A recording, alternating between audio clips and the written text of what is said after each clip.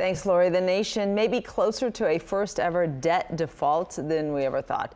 There has been a dire warning from the Treasury Secretary urging Congress to raise that debt ceiling. Fox's Doug Luzader joins us live from Washington, D.C. with the update. Doug, good morning. Dina, good morning. And now we're hearing from the Speaker of the House, Kevin McCarthy, that he will take part in those talks that are set to happen a week from today. Whether they actually reach an agreement, though, is another matter. The money, even for the federal government, is running out. We need to keep borrowing beyond the current $31.4 trillion limit, or we won't be able to pay our bills. It would be completely devastating. The Treasury Secretary Janet Yellen has been warning about default, calling on Congress to raise the debt ceiling. But now it's more urgent. She says the Treasury will be unable to continue to satisfy all of the government's obligations by early June, and potentially as early as June 1st. That tighter timeline may be due in part to an unexpected drop in IRS tax receipts. America is not a deadbeat nation.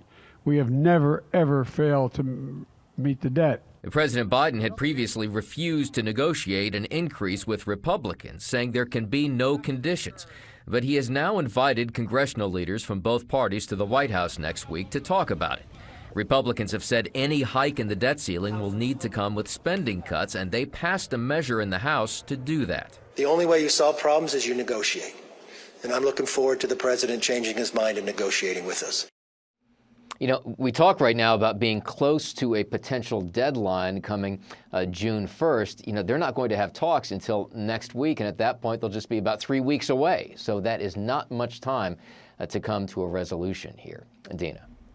Doug, this is a topic that's a tough sell, I feel like, to most of us out here in regular world. Do you find that do voters care about this, I guess is what I'm asking, or should we? Well, it's one of those things that it's conceptual.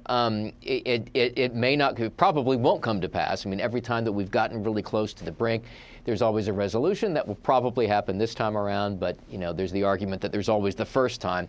And as we get closer to that deadline, the markets may start reacting as well. They may start getting nervous if there's not some kind of an agreement here relatively soon. And of course, that can impact all of us. Yeah, that's when people will definitely sit up and take notice. Doug Luzader, thank you as always, live from Washington.